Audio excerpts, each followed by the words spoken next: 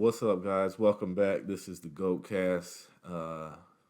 Another just short video. Well, I'm gonna try to keep it short, but if you read the title or you're looking at the graphic next to me, over here, over here,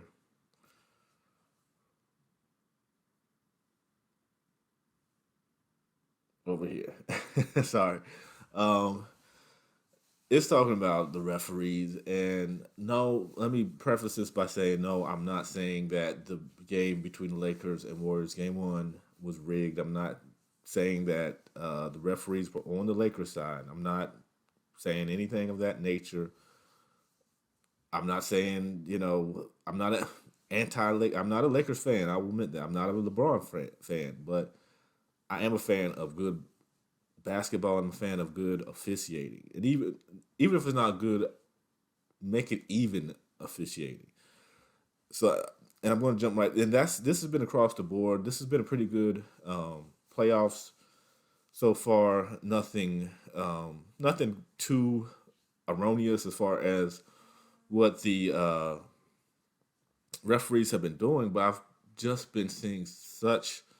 Um, well, I'll say that, and then I'm going to say I see a lot of errors, but it's not that I think that these affect the game itself. I don't think the outcome is being affected by their bad calls, but I think that just the eyesight, the eye candy, is being affected by it because 29 free throws to six. Okay, that should not happen in in an NBA game. I'm sorry. Even if a team takes a lot of jump shots, there should not be that much disparity between two teams, unless other teams just has no idea how to play defense. And being the defending champs, I think the Warriors know how to play defense. So that's neither here nor there. But where I see the discrepancy is what types of fouls they're calling and when they're calling them. Because I wish I could go through it, video clips and put those in, but that's just too much to do, and I don't have that kind of time. But I was watching that game. What night was that? Monday night, I think it was. Tuesday night. And I was baffled by a lot of the calls. And I see this more and more in the NBA. And what really irritates me about this is that when you watch an AAU basketball game or a high school basketball game or even a college basketball game, the refs try to maintain a certain level of they don't a lot of times they don't pick and choose. And I think that we're seeing in the NBA a lot of the referees pick and choose when they call certain things and choose when they don't. And I think that is where the officiating looks bad because if you're going to call the tic tac fouls here, you got to call them on the other side, or it does seem like something just ain't right. But if you want to actually call the fouls that are fouls, you got to do that on both sides too. And I'm going to give some examples for both sides. Like I saw in game 1 of the Lakers and Warriors, and I'm picking on that because I watched that one intensely on Tuesday. But there was only this one for that first game between the Sixers and Celtics, and I'll talk about that later. But I saw Anthony Davis get killed on one play. I think it was Looney and maybe Wiggins or Looney and Draymond. I know he was fouled, no call. But then you call a foul where Draymond is trying to fight through a screen to stay on Anthony Davis, who was hot at the moment, and he bumps into his arm was out. Okay, but you call that. But when Anthony Davis actually gets hit, you don't call it. But you call a little foul like that where you could have definitely let that go. Why? And then you have instances where you feel like the referees are trying to make up for bad calls for the other team, so they make equally bad foul call for the other team. For say they made a bad call for the Lakers, now they make a bad call for the Warriors because they feel bad they made that call for the Lakers. The Andrew Wiggins, we got fouled for an and one. That wasn't a foul. But it seemed like because they were calling so many fouls on the other end, they felt like they had to give them something.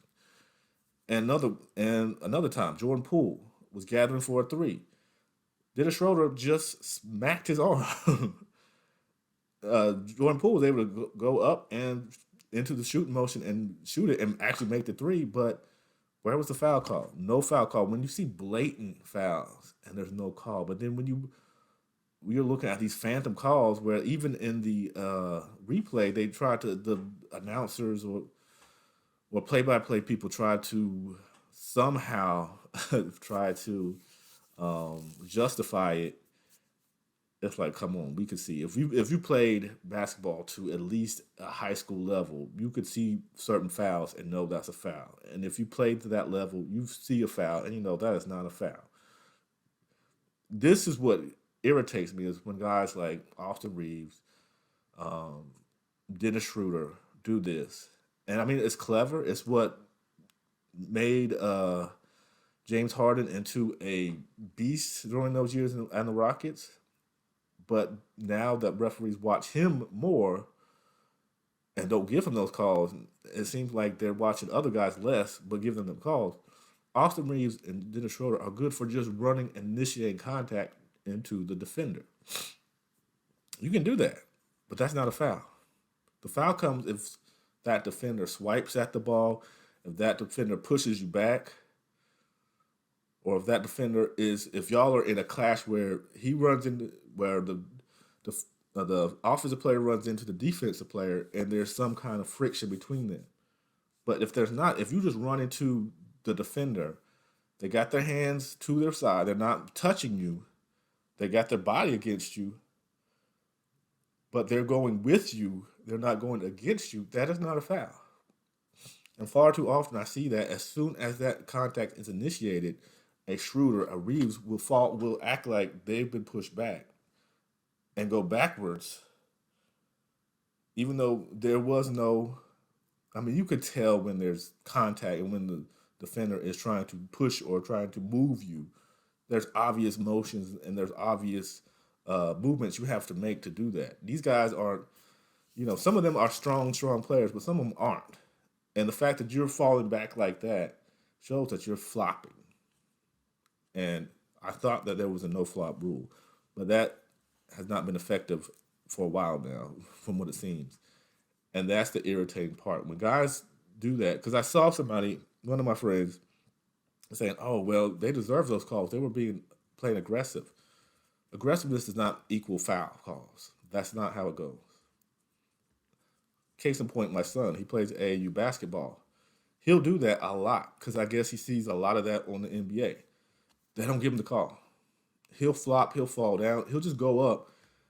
And since he sees a bunch of defenders, he'll just barrel in there, throw it ball up, and fall back. A good referee is not going to call that if there is no true contact. If you could initiate all the contact, then and the defender is just standing there, that's not a foul. And I see that way too many often. Dennis Schroeder was the king of getting that done Tuesday night, and I applaud him because he got to the foul line and he made the game hard for the Warriors to get into because they had to kept stopping starting for free throws. But this is happening too often in games, and referees see the aggressiveness or whatever as the defender causing all this contact when that's not the case, and that's bad officiating. 29 free throws to 6 in a regular game, gotcha. In a playoff game where you're calling it both ends, even if a team is a jump shooting team, I'm not saying the Warriors didn't deserve only 6. I'm saying there's no way the Lakers should take 29 free throws. There's just not. without half of the the Warriors team fouling out. It's just not. You can't tell me they're that bad of defenders, that the Lakers were that good of defenders. No. But this is across the board.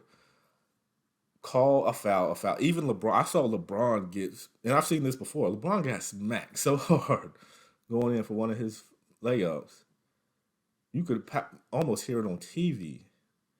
No call, and I would if I was LeBron, I would have rightfully so been upset with the referees, and that's what happens far too often. That bigger players don't get the calls, but little players who run into a bigger player will automatically get the whistle just because they have the theatrics of falling back because assumedly the bigger, stronger, not stronger necessarily, but the bigger defender was initiating the contact, which they weren't. Same thing happened. Grizzlies, Lakers. I mean, I saw Desmond Bain running to the 3-point line, not even looking at Austin Reeves. Austin Reeves, as a defender, just ran over to try. I don't know what he was trying to do. He ran to Desmond Bain. Desmond Bain had his back to Austin Reeves, so he wasn't even looking at him. Austin Reeves ran into Desmond Baines and fell back as defender, and Desmond got called for an offensive foul. That's not even physics would tell you, unless Desmond Bain was the Incredible Hulk. That's not even how physics works. So this is what I'm talking about. I know I'm picking on the Lakers a lot because I saw a lot of I watched a lot of their games fully. Um, Other games I, kind of watch and really don't watch the entire game sometimes. But it happened to Tatum. I think it was the Sixers Celtics game, last play. Absolutely should have been a foul, but they let that go. But you can't. But you let that go. But yet you call 10 tic tac fouls, but let an actual hard foul go. That's where a lot of players get frustrated, and that's where a lot of fans get frustrated, where you feel like it's rigged. If you're not going to let the little stuff go, but you're going to let the big stuff go, then we're going to be games are going to go on for 4 hours if you because if you're going to call it exactly like I'm going to call it at the beginning, then it's going to be a long game. But like I said, it seems like I'm picking on the Lakers. I'm not. I'm picking on the officiating and how horrible it is. And plus, the biggest thing is, and my dad and I talked about this, a lot of late whistles. And I think that's the most unfair thing ever in a game is if you wait till you see whether the ball drops for an and one or what happens at the end of the play. You wait until the end of the play plays out, then you make a whistle. That's terrible officiating. And we see that way too much in this playoffs where they'll wait, swallow the whistle, then all of a sudden you hear a whistle when the other team grabs the ball, getting ready to run out, sprint out for a fast break or for a quick run. Stopping momentum. That's not good. Because if you're not going to call it, like I said, if you're not going to call it at the end of the game, don't call it in the middle of the game. So that's my little rant on that. I just hope we don't see that ratio again. I hope we don't see that ratio tonight. I hope we don't see that ratio in any other game in these playoffs. Either let them play or call everything. It can't be one or the other. And that's where the frustration from the fans, that's where the frustration from the players, the coaches, everyone. And it's really unfair that those guys get fined whenever they say something because sometimes facts don't lie. I know that's a weird saying, but if factually you saw something and those in reports always show it, but we're like, it's too little too late. What's the point of showing us after the fact that they made a mistake, then telling them they made a mistake in the process, in the here and now? But you can't do that because then you question the validity of your officiating of your referees, and that's not what you want to do. You want everything to be be complete parity, which when you look at it, is not, and it's been like that this whole playoffs. Like I said, I don't think it's truly affected the outcomes, but it does. It starts to show its cracks when a game that could have easily been won by the other team is put out of place because of how disproportionate that is. Of course, you got to make free throws. So it's not like giving them a lot of free throws means that they're going to actually make them. But at the end of the day, when you get shots over and over again, you get into a rhythm. So if you're on the foul line 20 times, there's a good chance you're going to start feeling it and start making them, unless you're Shaq. So, um, yeah, so hopefully things get better. I'm just from a person that played basketball for a long time and watches basketball and has referee friends, have a son that plays a lot of basketball, whether it be AAU or school. I just can't stand seeing bad calls or infrequent calls when it comes to contact, but frequent calls when it comes to phantom contact. And that's my problem. So, anyways, hope you guys enjoyed this. Check back with us. Um, Next Monday, I'll be on here. Not sure what I'm going to do. We might do some entertainment. I'm probably going to watch those Star Wars Visions shorts on Disney Plus today and have a little review out in the next day or two. Well, I'll be traveling after today, so it'll probably be Monday. I'll probably try to drop that review. So thank you again. And if you don't like what I said about the officiating, please let me know. But this is not me. Like I said, it's not me ranting on the Lakers. It's me ranting on the referees. Like I said, Lakers would have won that game regardless, I believe.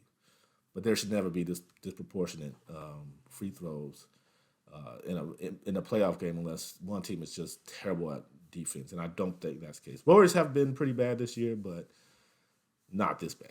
Anyways, see you guys next time, and please like and subscribe. Thank you.